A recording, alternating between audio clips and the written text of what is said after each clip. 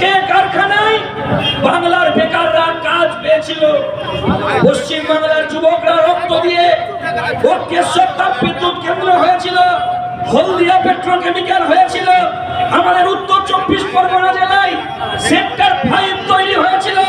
দিদিমণির চামচারা সেক্টর 6 তৈরি করতে পারেননি, একটা নতুন করে সেফটি পিনের কারখানা উদ্বোধন করতে পারেন দিদিমণি। আমরা বলছি আবার লাল ঝান্ডাকে ফিরিয়ে আনুন, এই পশ্চিম বাংলায় কারখানা হবে, কারখানার চল্লি দিয়ে ধোঁয়া বেরোবে, আর সেই কারখানায় বাংলার বেকার যুবকরা কাজ পাবে, কাজ পাবে, কাজ পাবে।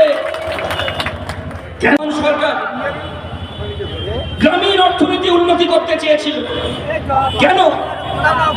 পশ্চিম বাংলায় বামপন্থী ফন সরকার আসার পরে বলল আমূল ভূমি সংস্কার করো, বর্গাদার পাট্টাদারের মাধ্যমে জমি দাও, 1 ফসলি জমিকে 2 ফসলি করো, 2 ফসলি জমিকে 3 ফসলি করো।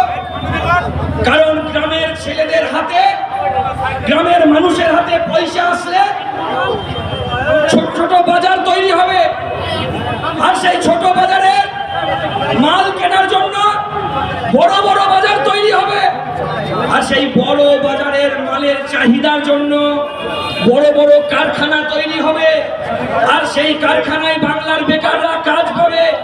তাই তো বামপন্থী সরকার আসার পরেই আমূল ভূমি সংস্কার, বর্গাদার পাট্টাদারের মাধ্যমে জমি বিলি বন্টন, আর অন্যদিকে দাঁড়িয়ে ইউরিয়া, ডিএপি, পটাশ, কীটনাশকের দামকে কমিয়ে দিল।